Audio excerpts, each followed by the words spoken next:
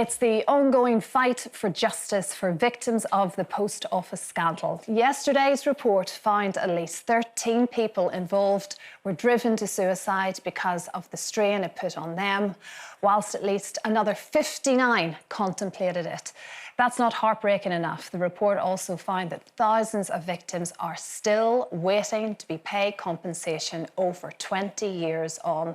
It's just not good enough. And we talk about it all the time. We talk about the document or the drama on ITV. There's been so much discussion, and yet nothing really has shifted. That's what I was going to say. The fact is it's still going on, and now it's, oh, there needs to be an inquiry. There doesn't need to be an inquiry. It's there. Just pay them what they deserve and stop messing about and dragging it out. Because also, some of these people that are still waiting, you know, I don't know what ages they are, but they may never see that money. And the people that lost their lives, their family deserve that money.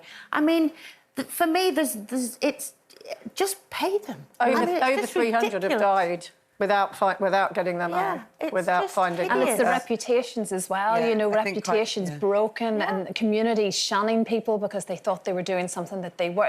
It's actually, money's one thing, but there's lots of other issues. I mean, the difficulty, I suppose, lies in that it's very complex because I believe that anybody that had to pay money back that they had been mistakenly accused of stealing, they've had that back because that's very legally black and white. You paid it, you shouldn't have paid it, here it is back.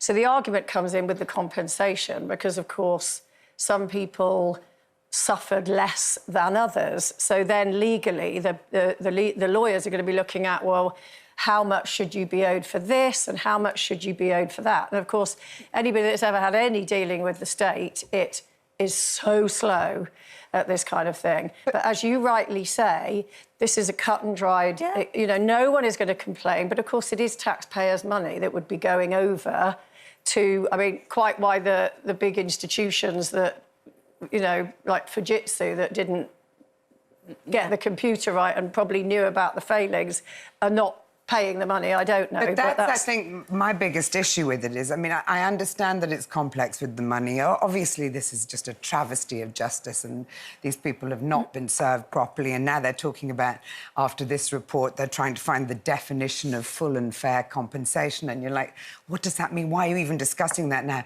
But I think it's not just about money, is it? And I think, ultimately, the thing that would seem quite simple is for people to face justice for the actions they took. So we're now waiting for a... We're now waiting for a second report, which is going to feature the recommendations for those in senior positions and less senior positions who actually knew that they were doing the wrong thing, knew that the system was flawed and went ahead with it. And I'm sure for those people who are waiting for money, just seeing someone face justice for what they've experienced would be almost as good as the cheque, you know? Yeah, absolutely. Or as good as the cheque, perhaps. But I mean, there's so many case studies, but, you know, this poor lady, innocent postmistress, Fiona McGowan, died from an overdose in 2009 after the post office said she stole 30,000 from her branch in Edinburgh.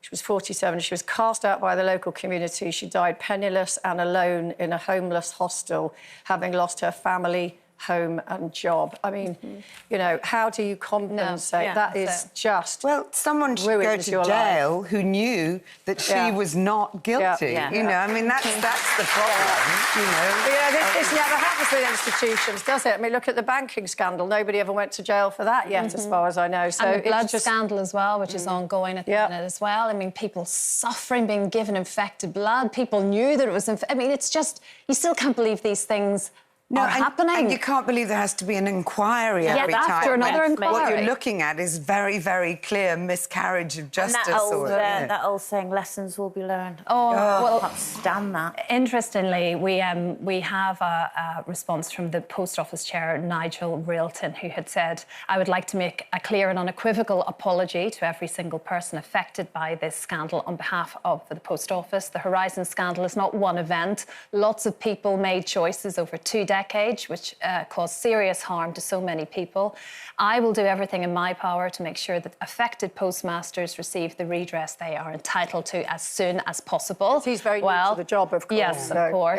Yeah, a Fujitsu spokesperson has said, we have apologised for and deeply regret our role in sub-postmasters suffering, and we wish to reiterate that apology. We hope for a swift resolution that ensures a just outcome for the victims. We are engaged with government regarding their contribution to compensation. Yeah, but apology is not enough. But someone in Jiu-Jitsu knew that system was flawed and should actually be facing justice for it.